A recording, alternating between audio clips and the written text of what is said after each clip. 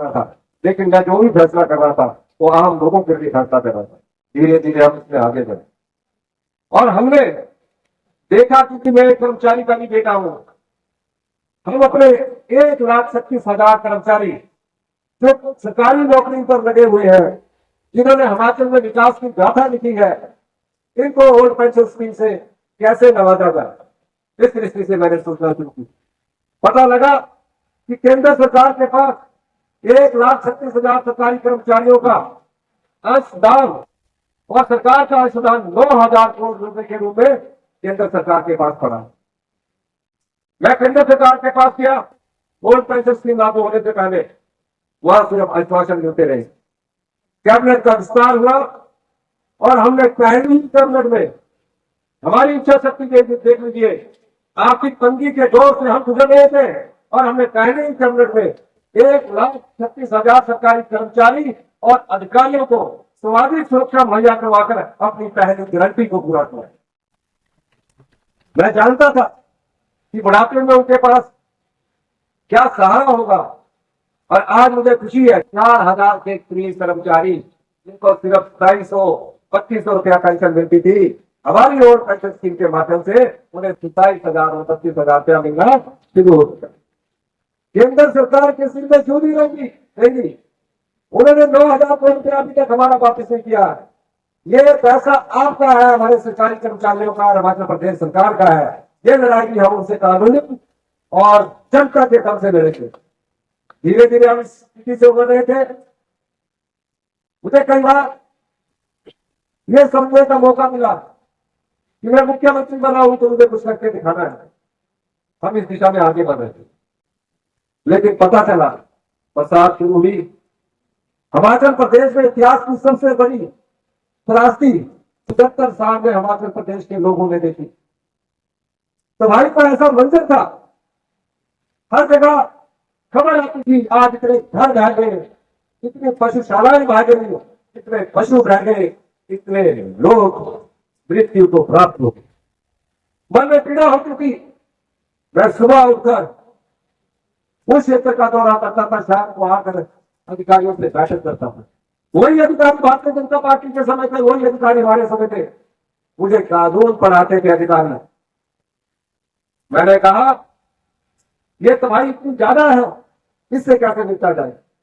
7 जुलाई को मुझे पता लगता है 2023 में कुल्लू जिला, कब मैं वहां था और मुझे बड़ी खुशी हुई कि हमारी आपदा की राहत उन लोगों तक पहुंची। कुल्लू जिला पूरी तरह से अस्त व्यस्त हो गया है, सड़कें टूट चुकी है, बिजली के खंभे उगड़ चुके हैं, पीने की पानी की योजनाएं बह चुकी है, सब जगह त्राही थी। मैं रातों रात कुल्लू पहुंचा।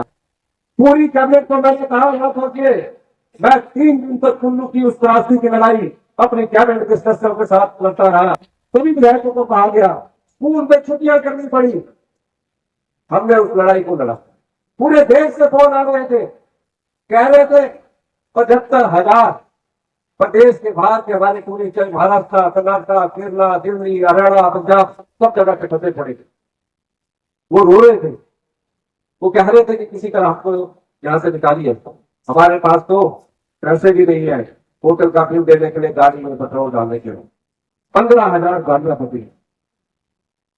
हमने 75,000 टूरिस्टों को 48 घंटे में निकाला और 15,000 गाड़ियों को भी निकाला और सरकार की तरफ से उन मेहमानों को हर जगह खाने में इंतजाम करवाया। ये सरकार की कटिबद्धता थी। अभी हम 7 जुलाई की आपदा से निकल ही नहीं थे। हमने कहा कि 15 अगस्त हम कुल्लू में मनाएंगे, क्योंकि सबसे बड़ी क्रांति वहां हुई। 14 अगस्त की रात को पूरे हिमाचल प्रदेश में इतनी अत्यधिक बारिश हुई कि 75 साल के इतिहास में हमने कभी नहीं देखा कि इतनी अधिक बारिश होगी। और इतनी बारिश में कई रात तबाह हो गया।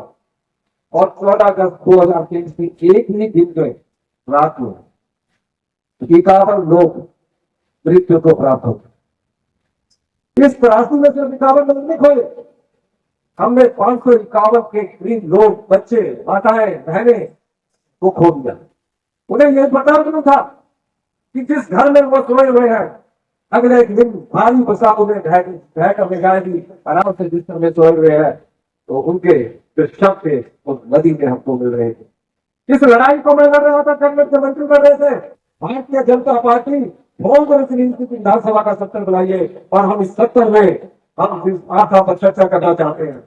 प्रार्थना कर रहा था, कितने परिवार उजड़ गए, कितनी पशुशालाएं रह गई, रुकिए हम सत्र बुलाएंगे।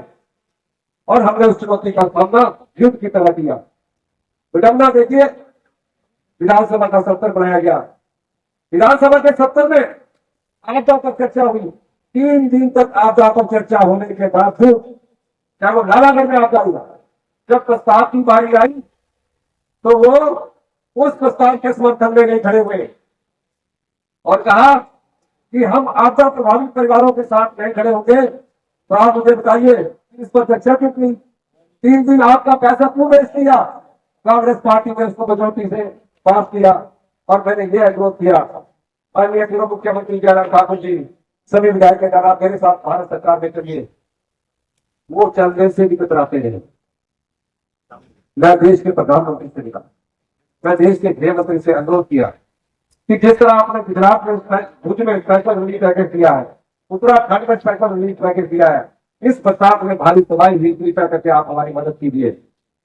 और इस क्षेत्र से जो चुनकर संसद सदस्य सुरेश कश्यप जी थे, उनकी तो हिम्मत ये भी नहीं पड़ी कि एक चिट्ठी लिखकर गृह मंत्री अमित शाह जी को बोलते कि हिमाचल में इतिहास की सबसे बड़ी त्रासदी है, कृपया करके की मदद कीजिए। कोई चिट्ठी दर्ज लिखी उन्होंने। आप सुरेश कश्यप जी जब आए, आपके बोर्ड से चुनकर वो सांसद बने हैं, उनसे पूछा जाना चाहिए, नालागढ़ में कई घर तबाह हो गए, कई सड़कें टूट गई, आप कहाँ थे? आपने क्यों नहीं एक पत्र आपकी सरकार से आपने एक पत्र लिखकर ये पूछते? सिर्फ गृह मंत्री से मिलकर पत्र नहीं लिखा होता, सहायता नहीं मिलती तो भी कोई बात नहीं थी। लेकिन एक गवर्नमेंट के लिए अगर आपने काम कर भी लिया होता तो भी हमें खुशी होती है। वो इतना भी नहीं कर पाए। आज आपके बीच में वो पार्टी के नाम पर वोट मांगने आ रहे हैं और मोदी जी का नाम लेकर वोट मांगने आ रहे हैं। आपका काम करने वोट मांगने नहीं आ रहे।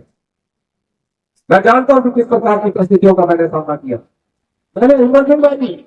और देखिए, जब किसी का घर टूट जाता है तो केंद्र सरकार और राज्य सरकार के नियम के अनुसार भी पंचायत प्रधान बैठे होंगे, 1.5 लाख रुपया मिलता है।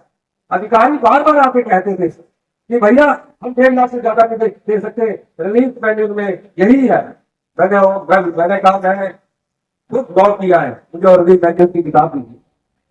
मैंने रात के 12 बजे उस मेन्यू में परिवर्तन करने का निर्णय लिया और मैंने अगले दिन अधिकारियों को कहा 1.5 लाख से मैं जानता हूं किसी का घर नहीं बन सकता है।